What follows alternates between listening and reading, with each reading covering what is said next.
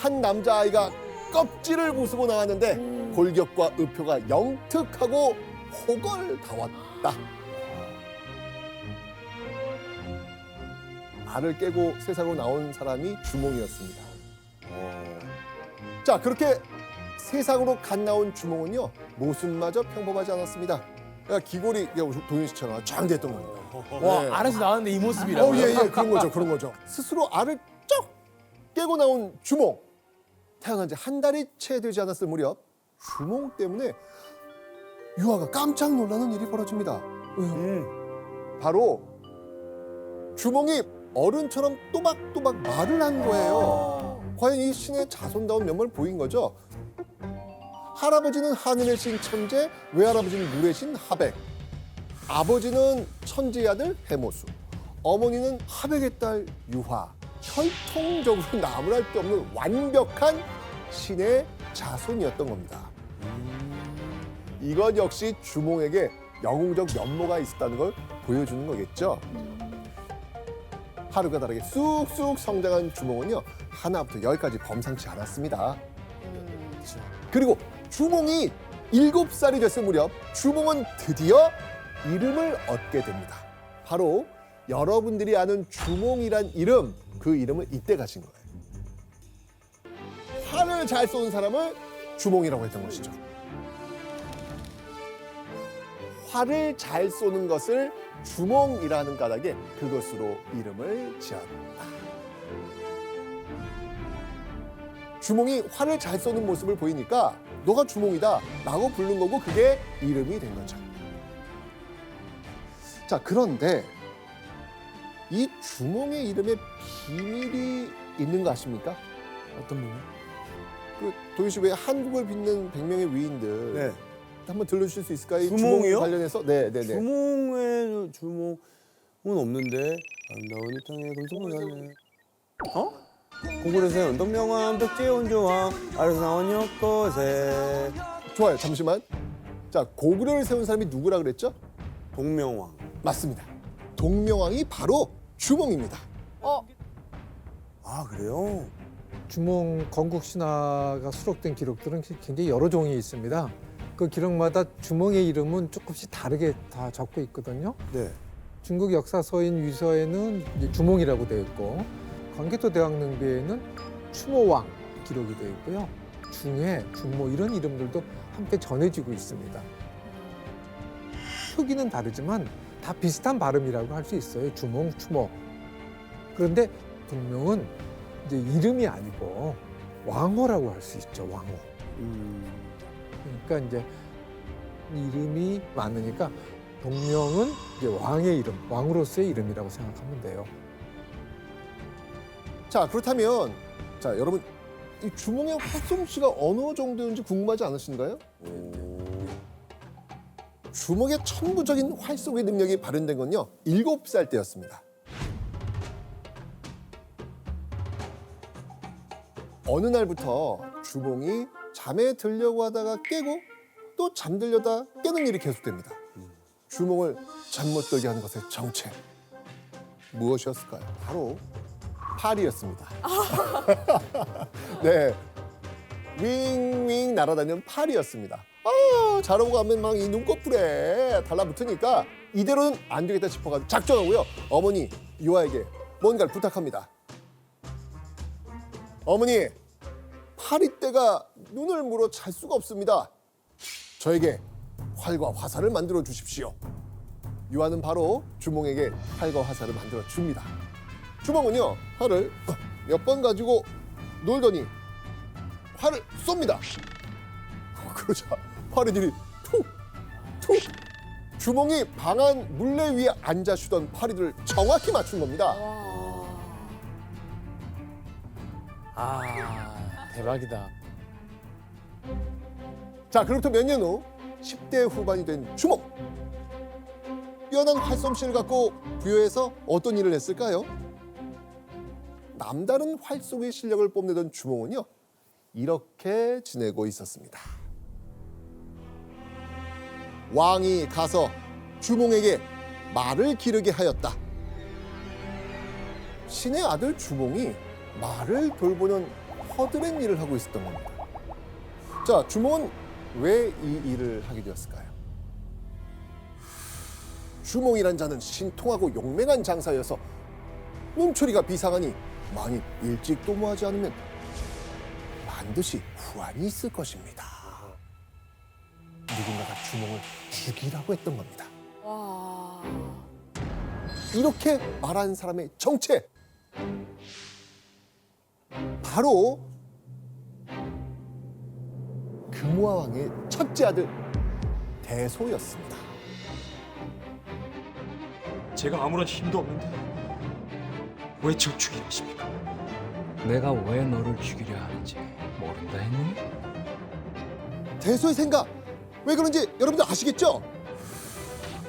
활도 잘 쏘고 신의 혈통이라 소문난 주몽을 보고는 대소는 아마 질투와 경계심이 불쑥불쑥 솟아났을 겁니다. 그렇게 아들 대소로부터 주몽에 대한 이야기를 들은 금왕은요, 고민 끝에 주몽을 죽이진 않고 어디로 보냈다? 마국간. 마국간. 마국간으로 보내버린 거예요. 한편 이 마국간에서 일하던 주몽은 어느 날 어머니 유아를 찾아가서 이렇게 말합니다. 나는 천재의 손자인데 남을 위하여 말을 기르니 사는 것이 죽는 것만 못합니다. 남쪽 땅에 가서 나라를 세우려 하나 어머니가 계셔서 마음대로 못합니다. 천재의 손자인 자신이 금화왕을 위해 마국간에서 일하는 건 이건 죽는 것만 못하다. 이렇게 사느니 나 그냥 남쪽 가서 나라 세우고 싶다. 부여 떠나서 큰 뜻 펼치겠다. 마음을 결정한 겁니다. 주몽은 신의 자손이기 때문에 신의 자손에 걸맞는 그런 역할을 해야 되고 나라를 세운다는 것에 부합하다. 아마 이렇게 생각을 했을 겁니다.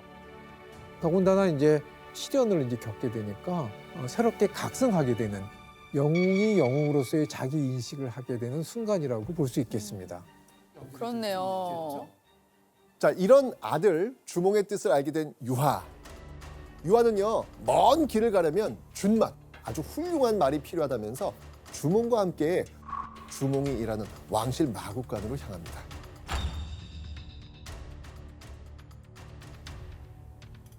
자, 그런데요, 마국간에 도착한 유하가 난데없이 채찍으로 말들을 때리기 시작합니다.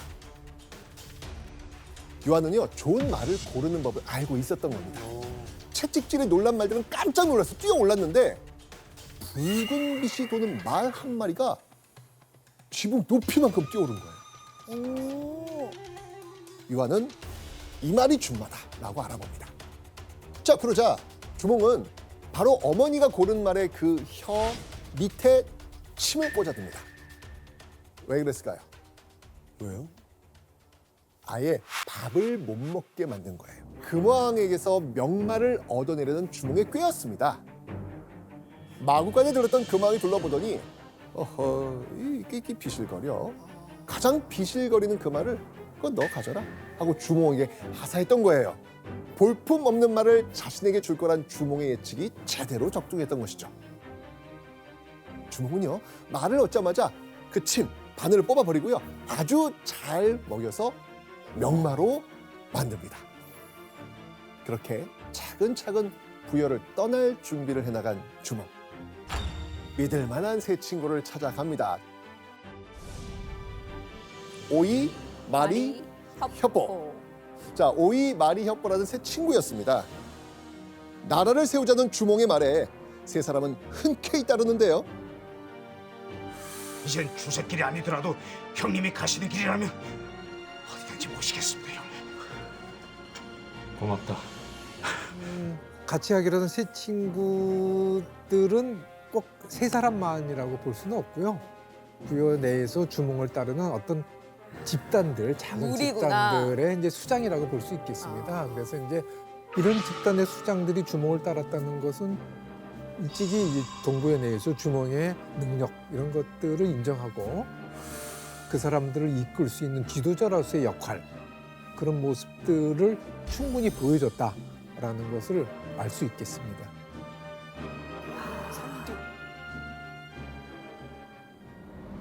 든든한 세 친구의 협력을 약속받은 주몽. 이때 주몽의 나이는 20대 초반. 이후 주몽은 경계가 느슨해진 틈을 타 친구들과 함께 동부여를 드디어 떠납니다. 야심만만하게 남쪽으로 달리고 달린 주몽. 근데 잠시 후 이 주몽의 뒤로 요란한 말발굽 소리가 들려옵니다. 바로 금화왕과 대소가 보낸 군사들이었습니다. 숙소 궁 안팎을 모두 뒤졌으나 보이지 않습니다. 빨리 군사를 동원하라. 내가 놈들을 추격할 것이다. 예, 전하. 바로 주몽이 도망친 걸 부여군이 알아챈 겁니다. 자, 그렇게 펼쳐진 추격전. 주몽과 친구들은 초인적인 힘으로 앞만 보고 달리고 또 달립니다.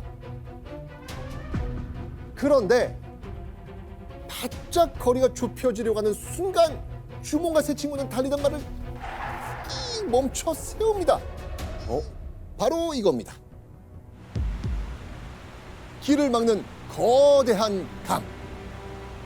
끝도 없이 길고 긴 강은 맨몸으로 뛰어들기엔 목숨이 위험한 상황이었습니다. 근데 바로 그때 주몽에게 정말 미스테리한 일이 벌어집니다. 주몽과 친구들이 무사히 강을 건너게 된 거예요. 와. 이때 주몽은 이 순간 유일하게 할 수 있는 일을 합니다. 신화를 한번 보시죠. 네. 신아. 나는 천재의 손자요 하백의 외손인데 지금 난을 피하여 여기에 이르렀으니 황천과 후토는 나 고자를 불쌍히 여기시어 속히 해와 다리를 주소서. 그러니까 신들의 손자인 자신이 난을 피해 강에 이르렀는데 위기에 처했다. 하늘과 땅의 신에게 외친 겁니다. 오.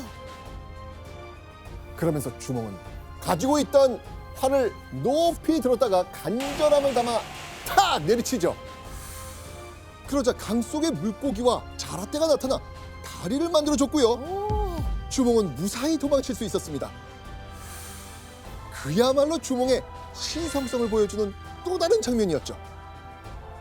무사히 목숨을 건진 주몽과 세 친구는요, 도읍지에 적합한 땅을 찾기 위해 남쪽으로 계속 달려갑니다. 말을 타고 몇 날 며칠을 달리던 주몽이 드디어 어느 땅에 이르러 말을 멈춥니다. 이곳이다. 주몽이 나라를 세우기에 적합한 땅을 찾은 겁니다. 뭐야? 이 깃발을 세우거라. 예. 주몽이 멈춰선 곳은 바로 이곳입니다. 졸본. 네, 졸본입니다. 주몽이 첫 도읍지를 결정한 순간이었습니다. 이때가 기원전 37년.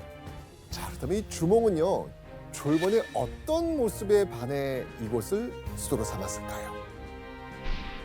자, 지도를 보면요, 졸본은요, 지금의 중국 랴오닝성 환인 일대라고 보고 있습니다. 그러니까 압록강으로 흘러들어가는 이 혼강이라는 그 강의 중류 지역에 있었는데요. 보시면 알겠지만 현재 환인시가지와 하고성자 토성이 위치한 곳에 제법 넓은 평탄지 펼쳐져 있습니다. 삼국사기에서는 이곳을 기름지고 아름다우며 산하가 험하고 견고한 땅이었다라고 표현을 했습니다. 물과 평지가 있으니까 사람이 살기 좋을 거 아닙니까? 그죠? 그렇게 졸본의 도읍지를 정한 주몽은요, 건국에 박차를 가합니다. 그리고 자신을 따르는 사람들 앞에서 이런 결정을 내리죠. 나라 이름을 고구려라 하였는데 이로 인하여 고를 성씨로 삼았다. 삼국사기에 따르면 주몽은 한자 높은 고자를 써서 고씨를 성으로 삼았다고 합니다. 그래서 우리가 배울 땐 고주몽. 그렇죠. 이어서 주몽은요, 자신과 함께하는 세력들을 모아서 군신의 예를 갖추도록 합니다. 주몽이 스스로 자신이 바로 이 나라의 왕임을 선언한 거죠. 짐은 천년만년 이어갈 고구려의 태왕으로서 강대한 나라를 세울 것이오. 근데 교수님 이제 주몽이 고구려라는 이름을 쓴 데는 또 다른 이유가 있죠? 주몽이 처음 나라 이름을 줄 때는 그냥 함부로 이름 질 수 없지 않습니까? 자, 그러면 우리 한번 따져봅시다. 조나단 씨, 주몽이 고구려를 건국한 게 몇 년이라고 그랬죠? 기원전 37년. 7년. 정확히 기억하고 계시네요. 그런데 기록을 보면 그것보다 훨씬 이전인 기원전 2세기 무렵에 고구려라는 이름이 있음을 보여주는 기록이 남아 있습니다. 그 당시에요? 네. 이게 어떻게 가능했을까요? 그러니까 주몽이 남하하기 한참 전에 압록강이라든가 홍강 일대 어떤 지역이 고구려라는 이름으로 불려졌던 것이죠. 원래 있었네요. 그런 기록이 원래 있습니다. 그런데 시간이 흘러서 그 지역에 주몽이 와서 독자적인 국가를 세우면서 고구려라는 그 지역의 이름을 나라 이름으로 만들었다라고 볼 수 있고, 그런 의미에서 이제 국호라는 의미에서는 이제 처음으로 주몽이 고구려를 사용했다, 이렇게 보면 됩니다. 예를 들면 이제 여기 지역 이름이 서울이라고 했는데 전체 나라 이름을 서울로 바꿨다. 뭐 이런 그런 느낌으로. 셈이죠. 예. 신기하다. 그러면 이제 고구려라는 그 지역의 뜻은 뭘까요?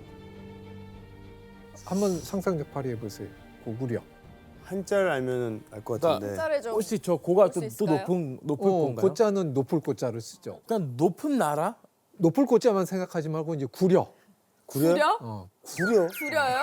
이거는 우리가 생각을 좋게 할 수 없는. 높고 구려요? 구려? 이 대목을 이해하기 위해서 구려라는 것은 고구려에서는 성을 구루라고 불렀습니다. 구루. 구루. 구려는 아마 구루랑 같은 말이었던 것 같습니다. 그럼 높은 성이네요? 높은 성, 큰 성. 아, 그래서 주몽이 세운 도읍, 그 지역의 뜻을 살펴보면 높고 큰 성이다, 그런 뜻에서 고구려라는 나라 이름이 만들어졌다라고 이제 해석할 수가 있겠습니다.